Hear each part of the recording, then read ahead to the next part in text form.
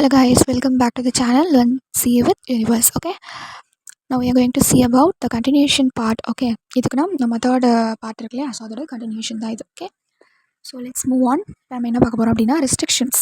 Company purchase, அதாவது கம்பெனியில் purchase பண்ணுறாங்க இல்லையா, ஸோ அதுக்கான ரெஸ்ட்ரிக்ஷன்ஸ் தான் என்னென்ன, அந்த லோன்ஸ்க்கான ரெஸ்ட்ரிக்ஷன்ஸ் என்னென்ன அப்படின்னு சொல்லிட்டு பார்க்குறோம். ஓகே, ஒரு ஷேர் வந்து கம்பெனி பர்ச்சேஸ் பண்ணுறாங்க, எதுக்குலாம் ரெஸ்ட்ரிக்ஷன்ஸ் வந்து கொடுக்குறாங்க. First company limited by shares and then company limited by guarantee. ரெண்டாக இருந்தாலும் அவங்களுடைய ஓன் ஷேர்ஸை அவங்க வாங்க முடியாது. என்னன்னா அவங்களுடைய reduction of share capital affect ஆகாத வரைக்கும். ஓகே, அன்லெஸ் இது ஒரு பாயிண்ட். அடுத்து வந்து பப்ளிக் கம்பெனி வந்து என்ன பண்ண மாட்டாங்க, ஃபினான்ஷியல் அசிஸ்டன்ஸ் கொடுக்க மாட்டாங்க, டேரெக்டாகவோ இன்டேரக்டாகவோ, இல்லை வந்து அதை பர்ச்சேஸ் பண்ணுறதுக்கு ஹோல்டிங் கம்பெனிலேருந்து. ஓகே, ஸோ எந்த ஒரு ஃபினான்ஷியல் அசிஸ்டன்ஸும் கொடுக்க மாட்டாங்க.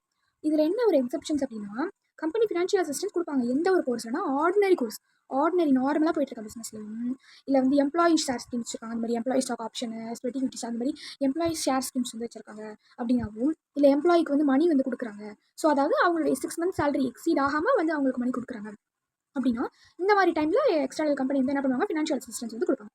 Next thing, preference share readymade பண்ணுறதுல பர்மிட் பண்ணுறாங்க. ஓகே, ஸோ இது வந்து என்னன்னா நிதி கம்பெனிக்கு அப்ளை ஆகாதுன்னு சொல்கிறாங்க. இதுதான் என்னன்னா அவங்க வந்து ஷேர்ஸை பர்ச்சேஸ் பண்ணுறதுல சொல்ல வர ரெஸ்ட்ரிக்ஷன்ஸ்.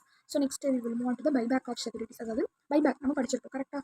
பைபேக் என்னது, ஸோ ஏதோ ஒரு சுச்சுவேஷனால அவங்க ஷேர்ஸை வந்து சேல் பண்ணியிருக்காங்க, ஸோ அந்த ஷேர்ஸ் இஷ்யூ பண்ணிவிட்டு திரும்ப அவங்ககிட்டே போய் அந்த சேம் ஷேர்ஸை என்ன பண்ணுறாங்க, திரும்ப ரீபர்ச்சேஸ் பண்ணுறாங்க இல்லையா, ஸோ அதுதான் பைபேக். ஸோ அவங்க கொடுத்த ஷேரை திரும்ப அவங்களே வாங்கிக்கிறாங்க, ஸோ அதை வந்து பைபேக். ஸோ அது எதில் இதெல்லாம் வந்து அவங்க எடுத்து வாங்கலாம் அப்படின்னா, அவங்களுடைய ஃப்ரீ ரிசோர்ஸ்லேருந்து, செக்யூரிட்டிஸ் ப்ரீமியம் அக்கௌண்ட்லேருந்து.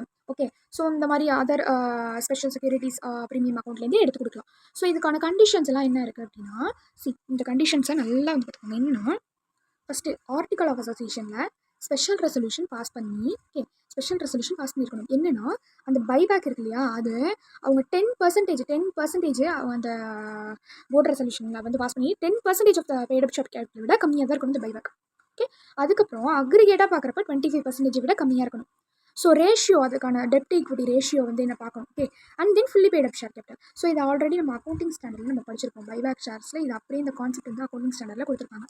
இதில் ஏதாவது டவுட் இருந்ததுன்னா நீங்கள் ஐசிஐ மாடலில் போய் பாருங்கள். ஓகே, ஸோ நெக்ஸ்ட் என்னென்னா procedure, buyback procedure. First special resolution pass பண்ணணும், எக்ஸ்ப்ளனேட்டரி ஸ்டேட்மெண்ட்டோட சேர்த்து கொடுக்கும். ஸோ அதில் என்ன நல்லா இருக்கும் எக்ஸ்ப்ளனேட்டரி ஸ்டேட்மெண்ட்டில் அப்படின்னா, அதாவது ஃபுல் மெட்டீரியல் ஃபேக்ட்ஸ் என்ன நல்லா இருக்கோ அது எல்லாமே டிஸ்க்ளோஸ் பண்ணியிருக்கணும்.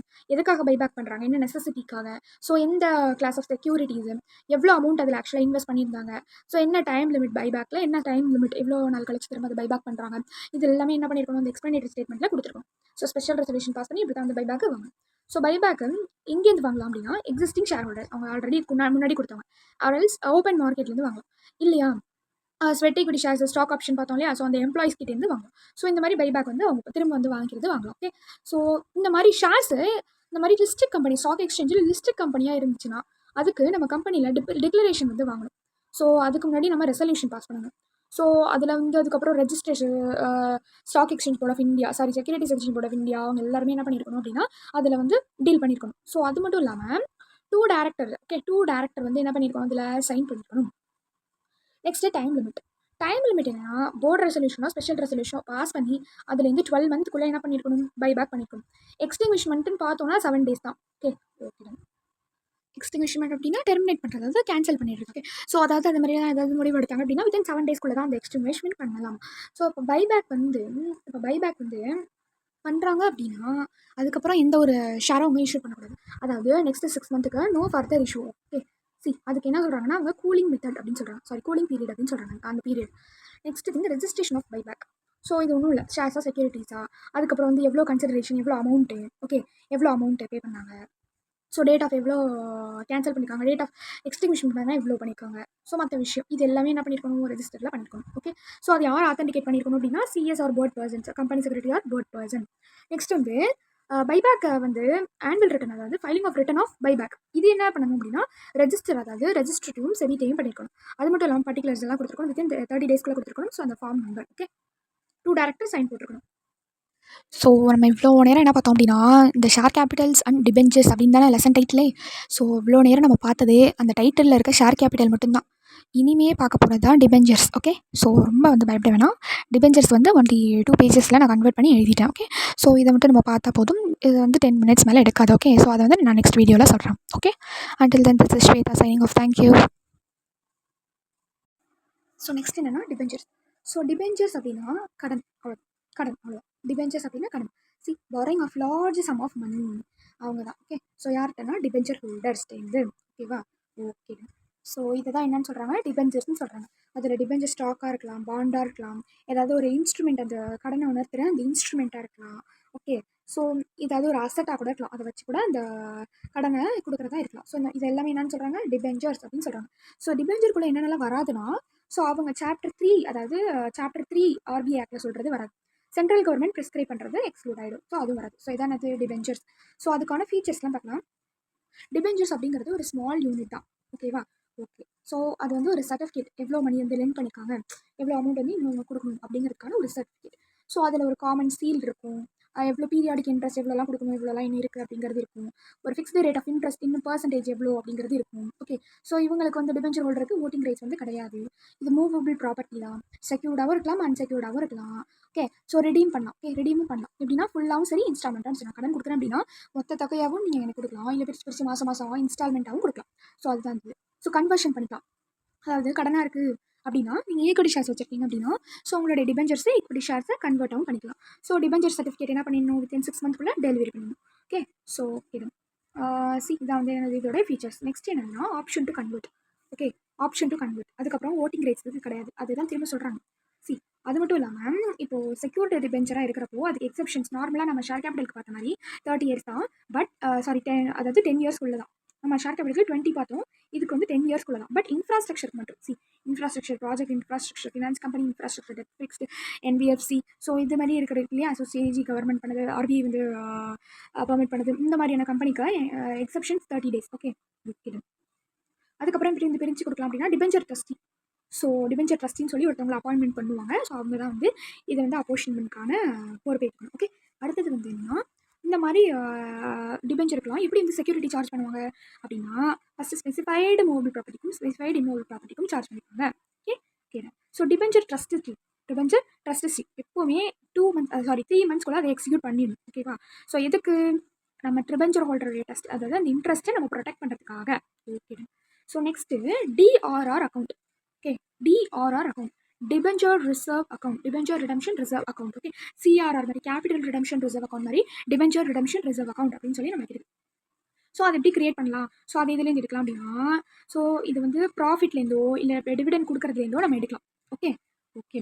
ஸோ பட் ஆனால் அதில் என்ன ஒரு ஃபீச்சர் அப்படின்னா, நம்ம டிபெஞ்சரை ரிடீம் பண்ணுறதுக்காக மட்டும்தான் அது யூஸ் பண்ணணும், வேறு எந்த பர்பஸ்க்காகவும் அது யூஸ் பண்ணக்கூடாது. ஓகே, ஸோ அந்த டிபெஞ்சர் ரிடம்ஷன் ரிசர்வ் அக்கௌண்ட் இருக்கு இல்லையா, அன்லிஸ்டட் கம்பெனி வரைக்கும் 10% ஆஃப் த டிபெஞ்சர் வந்து கொடுக்கலாம். இப்போது இன்வெஸ்ட்மெண்ட் பண்ணுறாங்க இல்லை டெபாசிட் பண்ணுறாங்க அப்படின்னா, அந்த debenture 15% of the debenture amount என்ன ஆகுது அப்படின்னா 31st March மிச்சிடும். கரெக்டாக? ஸோ அதை என்ன பண்ணலாம், இந்த ஷெட்யூல் பேங்க்லேயோ இல்லை அன்எக்யூம்பர்டு செக்யூரிட்டிஸ்லேயோ, ஓகே, ஸோ அன்எக்யூம்பர்டு கவர்மெண்ட் சொல்கிற பாண்ட்லேயோ, இது எல்லாத்துலேயுமே அவங்க என்ன பண்ணலாம்னா டெபாசிட் பண்ணலாம், இன்வெஸ்ட் பண்ணலாம். பார்த்தோம் இல்லையா? ஸோ டிபெஞ்சர் ட்ரஸ்டி இருக்காங்க அப்படின்னு சொல்லி அவங்கள எப்போ வந்து அப்பாயின்மெண்ட் பண்ணணும் அப்படின்னா, ஸோ ஃபஸ்ட்டு பப்ளிக் இஷ்யூ ஆகிறோம். ஓகே, இல்லையா மெம்பர் வந்து 500 மேலே எக்ஸீட் ஆகுறாங்கன்னா அப்போ நம்ம டிபெஞ்சர் ட்ரஸ்டி அப்பாயின்மெண்ட் பண்ணலாம். Okay, done. ஸோ இவங்களுடைய நேம்ஸ் எப்படி வந்து நம்ம இது பண்ணலாம் அப்படின்னா, லெட்டர் அண்ட் நோட்டீஸ் மூலமாக அவங்களுடைய நேம் வந்து நம்ம ஆஃபர் பண்ணலாம். அது மட்டும் இல்லாமல் ரிட்டன் கன்சென்ட்டில் நம்ம, அதாவது அவங்க அப்பாயின்ட் பண்ணுறதுக்கு முன்னாடியே நம்ம ரிட்டன் கன்சென்ட் அவங்களுக்கு கொடுத்துடணும். ஓகே, ஸோ எந்தெந்த மாதிரியான கேசஸ்லாம் வந்து நம்ம டிபெஞ்சர் ட்ரஸ்டி அப்பாயின்ட் பண்ணக்கூடாது, ஸோ யார் அப்பாயின்ட் பண்ணக்கூடாது, அவங்க முன்னாடி பெனிஃபிஷியர் ஷேர் ஹோல்டராக இருந்தால், நம்ம கம்பெனியோட ஷேர்னால அவங்களுக்கு அந்த பெனிஃபிட்ஸ் இருக்கிறதா, அந்த மாதிரி பெனிஃபிஷியர் ஷேர் ஹோல்டராக இருந்தால், இல்லை promoter, director, key managerial person அந்த மாதிரி இருந்தால், இல்லை நம்ம கம்பெனிக்கு வந்து எம்ப்ளாயி ரிலேட்டிவாகவும் இருந்தால், இல்லை வந்து நம்ம கம்பெனியோட மணிக்கு ரிலேட்டிவாக இருந்தால், ஓகே, இல்லை நம்ம கம்பெனிக்கு கடன் கொடுக்குறவங்களா இருந்தால், இந்த கடன் வாங்கினவங்களா இருந்தால், ஓகே, ஸோ இந்த மாதிரி எந்த ஒரு விஷயமா இருந்தாலும் இதுக்கு முன்னாடி அந்த ரிலேஷன்ஷிப்பே இருக்கவே கூடாது.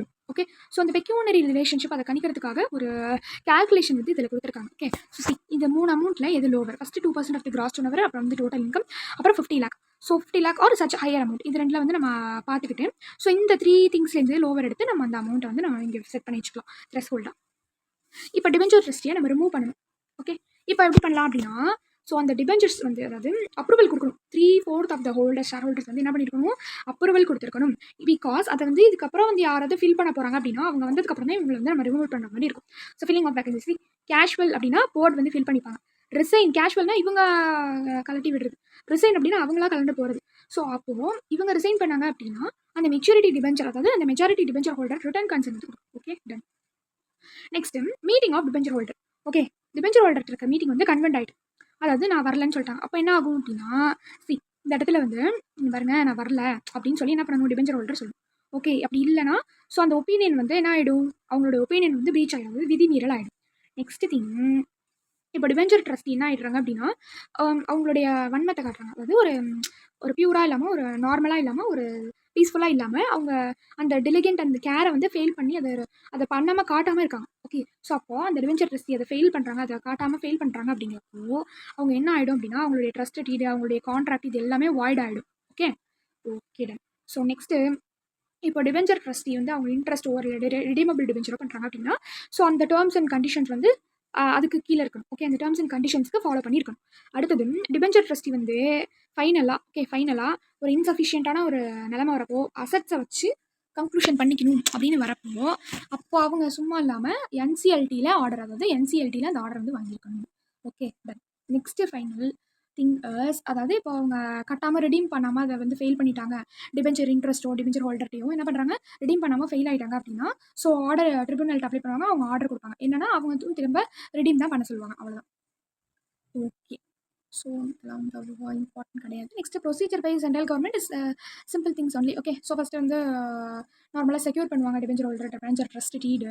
ஸோ அது எல்லாமே அந்த குவாண்டம், அந்த டீடோட குவாண்டம், அதர் மேட்டர்ஸ் இது எல்லாமே வந்து பார்த்து அவங்க வெரிஃபை பண்ணுவாங்க, அவ்வளோதான். ஸோ அவ்வளோதான் அந்த சாப்டர். ஒரு வழியாக ஒரு பெரிய கடல், கார்ப்பரேட் லாவில் இருக்க பெரிய கடலை வந்து நம்ம முடிச்சிட்டோம். ஓகே கிடன். ஸோ நெக்ஸ்ட்டு வந்து ஃபர்தரான சாப்டர்ஸ்லாம் நான் அப்லோட் பண்ணுறேன். So until then this is Shweta signing off. Thank you.